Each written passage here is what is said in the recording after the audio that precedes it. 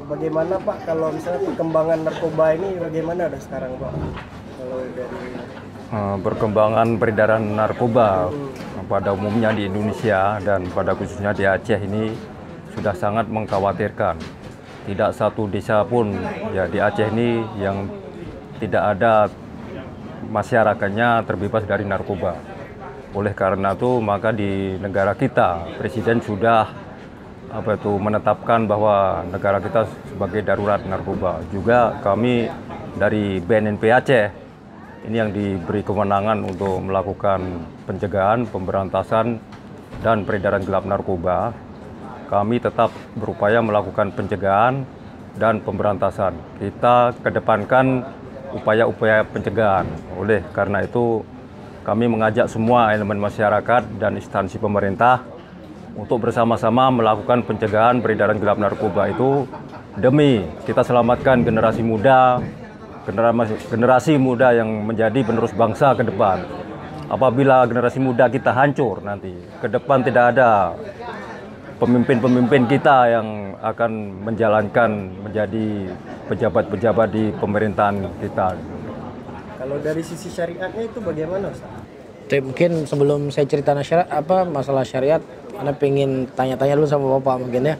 Kira-kira Pak, kenapa ya negara kita Indonesia itu termasuk paling banyak penyebaran narkoba di Indonesia? Apakah letak strategis negara kita ataukah memang ada konspirasi asing yang ingin merusak masyarakat kita di Indonesia ini?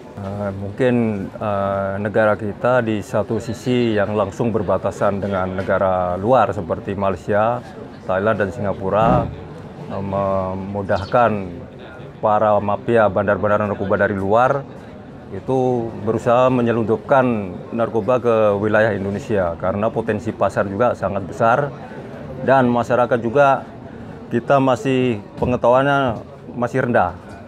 Semua kita ketahui bahwa semakin dilarang barang itu makin senang. Juga bagi pengedar dia semakin banyak mencari keuntungan. Di samping itu ya memang banyak bandar-bandar kita yang mencari keuntungan gitu. Juga mungkin ada tujuan-tujuan lain karena yang kita tangkap selama ini narkoba itu berasal dari negara Cina. Kita tidak tahu apa maksud dan tujuannya, bahwa barang-barang yang selundupan yang sering kita temukan adalah sabu, khususnya itu dalam bentuk bungkusan teh Cina ya kan. Teh Cina. Teh Cina. Mungkin itu kita apa maksudnya ya, mungkin marilah sama-sama kita ungkap apa ini misteri ini.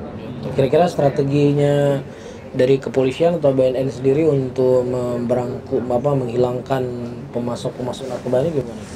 Ya, kita tetap selalu berupaya untuk melakukan pemberantasan. Kita melibatkan semua elemen masyarakat, tokoh ulama, dan juga anak-anak muda ini harus kita tingkatkan kesadaran kita bahwa narkoba itu sangat berbahaya bagi kalangan generasi, baik generasi muda, generasi tua, juga bagi kesehatan kita.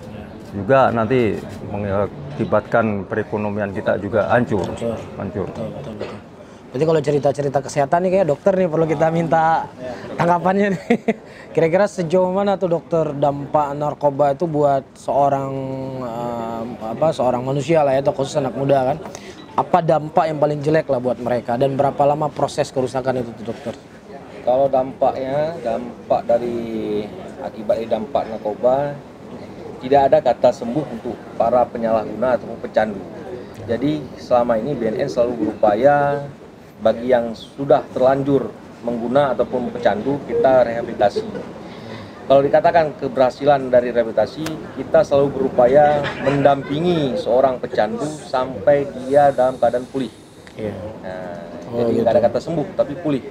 Pulih itu ibarat penyakit kencing manis yang selalu menjaga kestabilan gula darahnya. Oh gitu.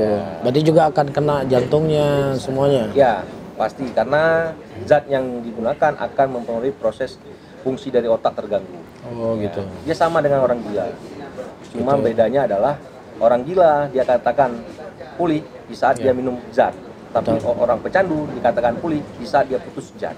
Oh gitu. Itu aja bedanya. Berarti kalau kita melihat sebenarnya dalam agama kita ada beberapa hal yang sangat dijaga dalam agama kita. Ya, diantaranya misalnya harta, ya nasab, dan juga diantaranya akal. Akal ini adalah sebuah nikmat yang paling besar yang Allah berikan kepada kita. Makanya dalam banyak ayat Allah mengatakan afala taqilun, tidakkah engkau berakal?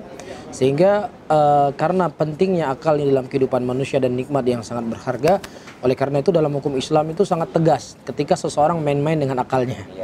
Ya enggak, jadi mungkin dengan adanya kerjasama mungkinnya dari pihak BNN atau dari kalangan kami yang punya sedikit tentang pengetahuan agama, ingin ikut kontribusi lah untuk menjaga bangsa dan negara kita dari kerusakan-kerusakan diakibatkan narkoba ini. Mungkin mau nggak mau tetap pendekatan agama itu mungkin salah satu solusi yang terpenting ya dokter ya, mungkin Pak ya, mungkin solusi yang terbaik, kita menyentuh hatinya. Mungkin kalau seandainya kita cuman apa istilahnya udah narkoba gini, ketika hatinya itu tidak tersentuh, mungkin dia juga akan tetap liar ya.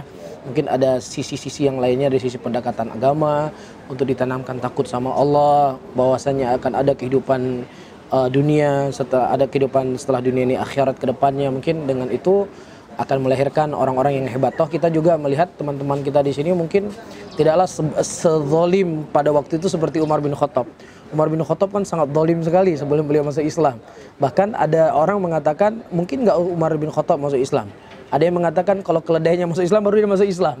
Jadi begitu jauhnya dia dari nilai-nilai Islam, tapi ketika nilai Islam itu sudah masuk dalam hatinya, subhanallah, Umar bin Khattab menjadi orang yang terbaik setelah Nabi dan Rasul dan setelah Abu Bakar. Mungkin dengan pertemuan kita hari ini bisa menguatkan kita satu visi, satu misi untuk menjaga bangsa dan negara kita, menjaga negara kita Indonesia yang kita cintai bersama ini dengan baiknya masyarakatnya, terlebih seperti Bapak singgung tadi masalah pemudanya, karena pemuda menjadi generasi penerus bangsa ini. Media Sunnah Aceh.